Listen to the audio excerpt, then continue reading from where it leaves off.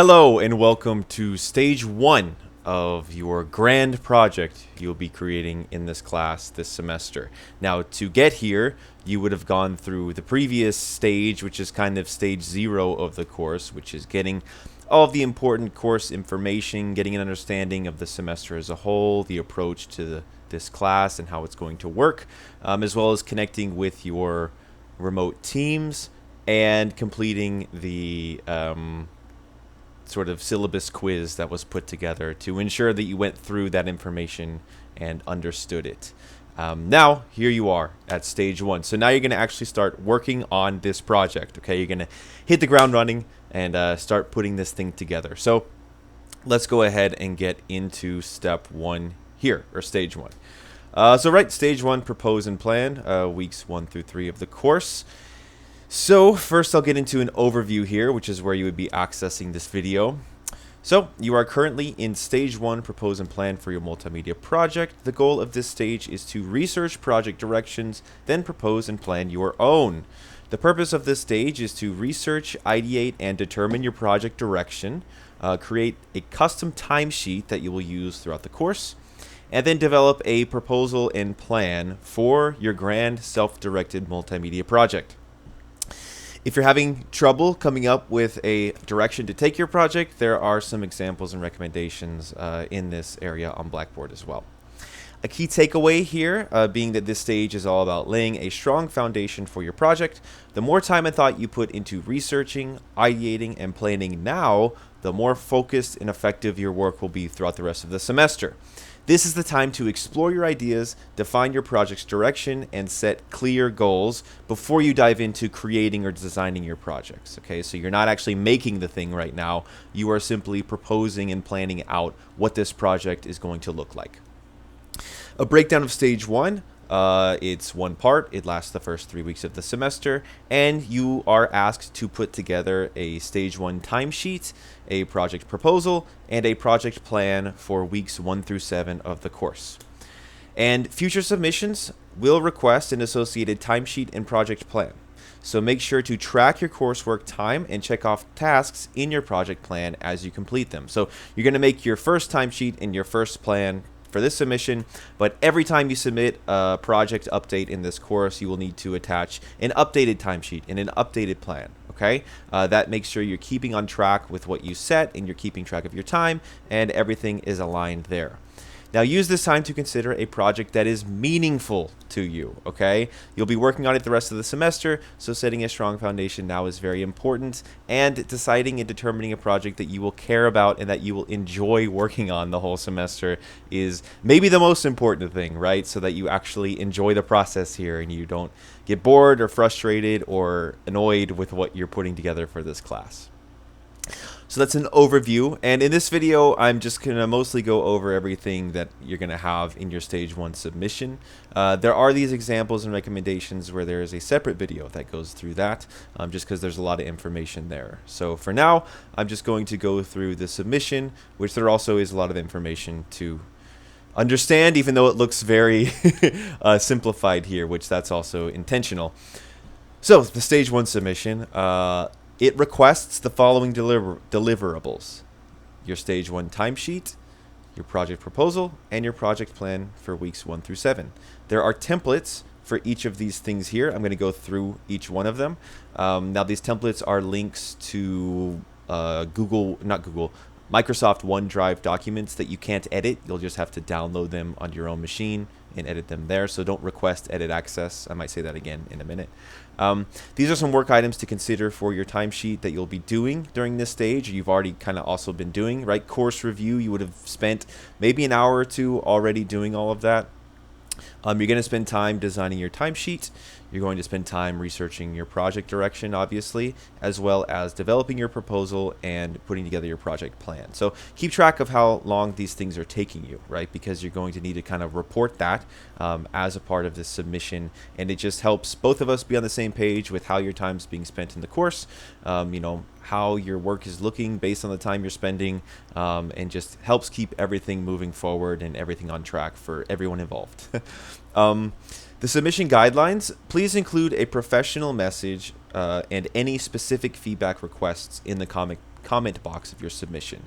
So with these submissions, right, I'm not necessarily going to be giving everyone grand, super detailed feedback unless they actually request it, right? I'm trying to sort of put that initiative on your shoulders to say, look, I would really like your insights on what you think about my planned pre-production stage, or if you feel like the scope of this project will fit for this semester, or if the subject matter aligns with the course expectations, right? So trying to be specific in what you're seeking feedback on is going to be a skill that's very important for you, because rather than just sending a whole bunch of work and documents and saying, here, tell me what you think, that doesn't really direct the person reviewing it into what areas that you are actually looking for the most feedback on. So keep that in mind, right? And including a professional message also gets you in that kind of mindset and approach. And please don't use AI to write that message. This is meant to help you develop that sort of professional demeanor in how you would message and communicate with people via an email or something like that, right? So please know, hey, ChatGPT, give me a essay length thing of how to ask my professor if what his thoughts are on the first draft of my design or whatever, right? So that was a long-winded example, but just it's an opportunity for you to practice your own professionalism. Now, this is important. Submit PDFs as direct attachments, not as a zip folder. So you're going to have this work you're putting together. You're going to export it all as PDFs, and you're going to submit them as attachments here to this submission box. You're not going to put them all in a zip folder and then say, here's my zip folder. Having them as PDFs makes them so much easier for me to view on Blackboard and provide feedback and check off the rubric and stuff for. If you submit it as a zip folder, it gets quite a bit more cumbersome and it's not as straightforward for me to provide feedback on. So please follow that, and that's also just in your professional career. Your clients and people are going to request specific formats for work. So this is the format and approach that I'm requesting for this class. Your submission must include the requested deliverables, all complete in a satisfactory manner to receive credit. Ensure any included hyperlinks also include the URL, because sometimes with Blackboard, the hyperlinks in slide decks and stuff don't work once they've been submitted. So also including the actual URL helps, so I can just copy and paste it into my browser and see what you're linking it to. And if submitting late, which I'm hoping isn't going to be the case, you must include a filled out late waiver with your submission. This was covered a bit in the course and project overview, but you basically have to fill out this late waiver form. Once again, you'll have to download it on your own machine to actually edit it. Fill it out, complete all of the components of it, and then you'll export this as a PDF as well that you attach to your submission if it's going to be late. And once again, the late waiver only works for up to 1 week late, right? After that, unfortunately, you would have to retake the class. So that's not something anyone wants to have to do. And that's not something I want to make you have to do, right? So please, either get it in on time, or if it's going to be within a week late, fill out the late waiver. But you only have 2 of those throughout the semester, so whether or not you really want to, exhaust one already is kind of up to you. Now I'm going to go through each of these deliverables and what the templates look like. So stage 1 timesheet, okay? You have to develop a custom timesheet for this class, which you're going to use as a designer, right, for this class in this sort of, again, hypothetical remote work freelancer client type relationship that we have for this course. So put your company name. It can be, Chris Ohlendorf Designs. That's my name again, if you forgot. So, or whatever your name is, or if you want to name it something cool, Cosmic Design Firm, whatever it is you want to call your hypothetical company or sort of design freelancer career path name for this class. And maybe you already have something you would like to use here. Maybe you already have a brand you're working on for your design work. This would be great to create a timesheet for it.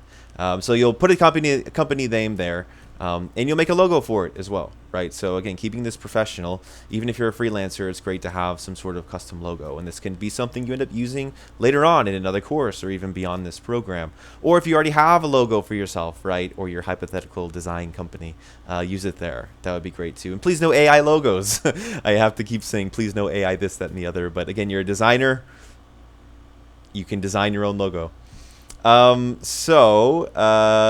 project developer section is where you'll fill out your name, your N number, and your email address. The project supervisor is me, and Humber Polytechnic is the company, and this is my contact information. So you won't edit that, but that's just professional for timesheets to have all that information. Then your timesheet number. It starts at number 1, but it will increase by 1 every time you're asked to submit a timesheet. So the next time you're asked to submit one, that would be timesheet number 2, 3, 4, 5, 6, and so on. That's, again, a professional practice to have for organizing your professional documents. You'll include the dates covered for this timesheet, right? So from when to when was your time cataloged for this work period, which, again, you'll change depending on the period of time that you're recording the time for. And then what you're going to do is just say the task that you completed and then how many hours it took you, right? So course review took me an hour and a half. Developing the project proposal took me 2 hours, right? So putting that there, and again, trying to keep track of this time as well as you're working on it. And that helps you also to ideally focus. You'll say, okay, for the next hour, I'm going to work on my project proposal. Rather than having 50 tabs open and constantly juggling between things where it's harder to know how much time you're actually spending on something. You could spend an hour juggling between tabs, but that you only do 5 minutes of work, right? So try to actually keep this focused on the time you are working and try to make those blocks of time for when you're working. These days I do sort of like 45 minutes of working, 15-minute break. I use a timer, right? And during those 15 minutes is when I catch up on messages or, things that I need to do outside of work. And then I do 45 minutes of work again, 15 minutes, stand up, stretch, right? So try to use a format like that, whatever works best for you, and keep track of your tasks.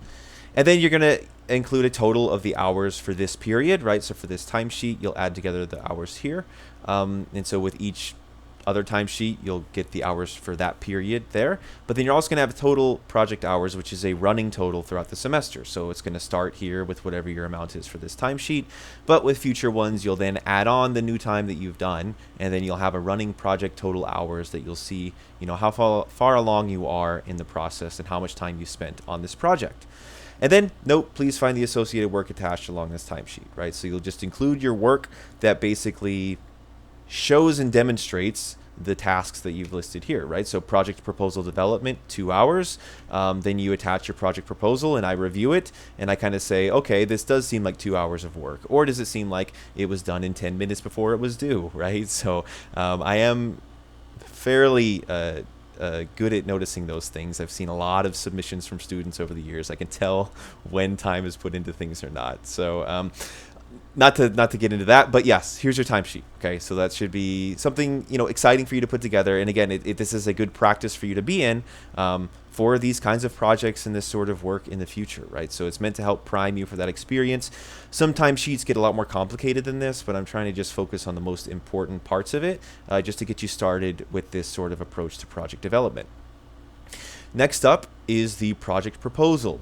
And so this is a bare bones template that goes through all of the requirements of the proposal. Once again, you can only view it. Please don't request to edit it. Download the document for you to edit on your own computer. Project proposal instructions. This template provides the minimum structure for your proposal. Each slide includes sample text or prompts. Replace these with your own content, obviously. You are expected to design the proposal so it reflects your project style and communicates your idea visually, right? Visual storytelling of your ideas. Use this template as a starting point, not the final design, obviously. And you can find an example of a successful proposal at that link there. I think I'll show that after I've gone through the template here first. And very important, delete this instruction page before submitting. Okay, so you don't want to submit your project proposal to me and it has these proposal instructions still in the document. That's not professional. That would look like an error or a mistake, obviously. So just delete this page once you've put it together. Project summary. Briefly describe your project idea. What's the overall thing you're trying to do this semester? Now break it into a scope and goals. So specify the scope of what you plan to complete by the end of the semester with specific goals, right? So if your summary is you want to create a multimedia campaign for K-pop Demon Hunters, right? Then in the project scope, you'd say, okay, I'm going to make one 15-second vertical social media ad. I'm going to make one looping motion poster that's going to be at Young Dundas Square. I'm going to make a series of 3 still posters that would be shared around the city, right? So yes, you have the overall idea of what you want to do, but actually break it into very specific things, just like you would see in a sort of assignment brief from one of your classes. They would say, okay, here's the very specific things you need to complete here. So what is that going to be for you, right? And you want to make sure the scope fits into the scope of this semester in this project, right? So trying to balance it not being beyond what you'll be able to complete this semester, but also not too far below what you can complete either. You want to push yourself, okay? So really try to align those things here. It's a process, it's a skill to be able to have the foresight to break all of that down. So give it a shot here, and I'll take a look at how the scope is looking, and we can discuss that as well. Personal relevance. Briefly explain how this project aligns with your personal interests. Well, K-pop Demon Hunters is my favorite movie, right? I'm a big fan of the Saja Boys. I think that was their name. So why is this project actually important for you as a person, right? So rather than it just being some generic thing, even if you want to use, I'm going to make, redesign the TD app or something like that, the hope would be that you have an interest in banks, right? It isn't just that you thought, well, TD's a brand, right? No, that's not very exciting. So here is where you can really differentiate your project and who you are as a designer, because I can tell you that when you're applying for all of these work placements and jobs, if you just have a bunch of generic projects, that's not going to make you stand out. So that's also not going to start good conversations between you and people who might be interviewing you. So someone's looking through your work and they say, okay, so you redesigned the TD app. If it's not a bank that you're applying to, they might just kind of be like, okay, right? There's nothing they can ask you in that scenario. Oh, TD, are they your favorite bank of all time? Do you love using their app? Like, there are ways you can argue that, but I'm just saying, like, try to think about things you actually care about, right? So say, for instance, more than banks, you actually like to go hiking or camping or something.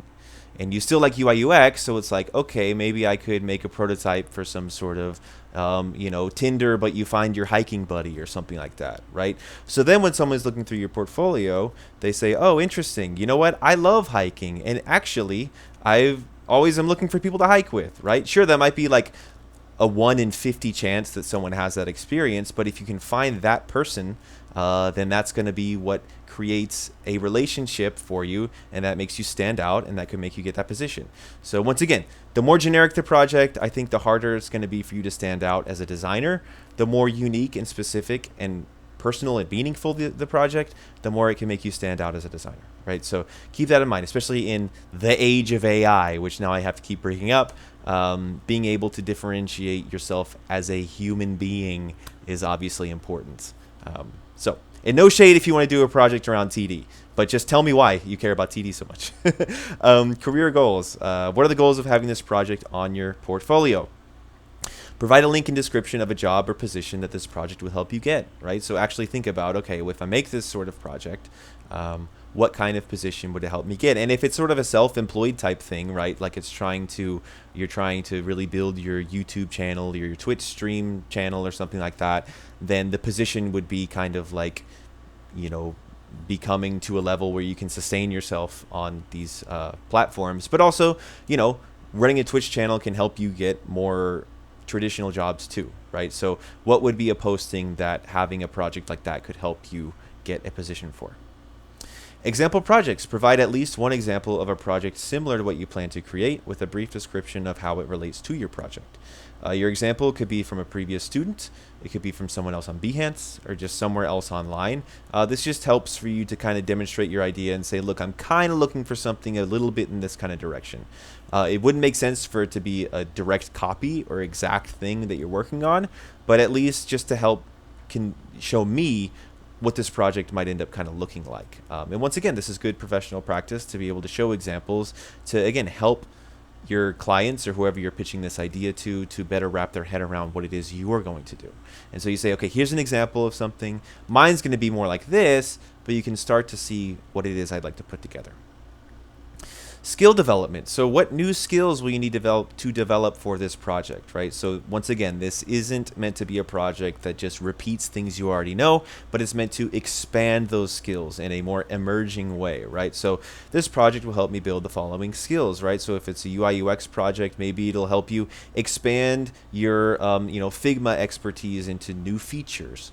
You know, if it's a motion graphics project, you know, you're going to be exploring, again, new methods in After Effects, right? So it should be new things you're learning here. So your project should be stretching your abilities, forcing you to have to actually build your skills beyond just redoing something you've kind of already done before. So keep that in mind as well. And it's good for you to reflect as well. And like, what is it I'm going to learn from doing this project? Resources and technology. So list, you know, what resources and stuff you'll be using. Okay, I'll be using Adobe Premiere and After Effects. I'm going to use my camera, specify what kind of camera it is. There's these tutorials I'm going to end up following. Here's some online repositories of content I'm going to use. So just like, what are some resources and technologies you're going to need for this project? Once again, just getting it more organized for you so that you know what it is you're going to be using to make this thing. You're not just going to be kind of, you're not going to throw yourself into it and be like, wait a minute, what do I need to actually complete this project? And then an overall plan overview, right? So this is a more succinct, sort of like almost like one sentence per stage way of breaking down your project, right? So when it gets into these multiple stages, so just like in general, what will you be doing during stage 2 pre-production? If it's a motion graphics project, maybe that is, you know, drafts, storyboards, animatics, and stuff like that. If it's UI UX, it's going to be lo-fi, wireframes, user research, whatever it is you're going to be doing, right? So just starting to overall start to think about what each of these stages is going to look like for you helps to give just an overall clear sense of what's going on. The more granular specific stuff comes in your separate project plan, which I'll cover here in a minute. And then any sources used in the document here, whether you pulled information directly from somewhere, if you used images that were sourced elsewhere, if you used AI at all, then definitely include any AI used it here. And, you know, you could even think about, you know, using AI for visual mock-ups and stuff like that to, again, try to get your idea across. Not to use AI to be the thing necessarily you're going to use in the project, but unless it's an AI related project. But just think about ways, if you want to use AI, how can it help make the proposal even more impactful and powerful. So that's the structure here you'll need to follow. This template is meant to just help you have that kind of basis. And once again, for projects you would do outside of school, this is a lot of the same stuff you would need to specify in a proposal like this. And I do really encourage you to keep it very succinct and direct, right? You don't want to have big, long paragraphs on each slide, because your client and people, they may not feel like they have the time to really get super intricate with it. And, you know, it might seem like, oh, the longer my essay, the better it will be. But no, it's actually the more direct it is, the better it will be.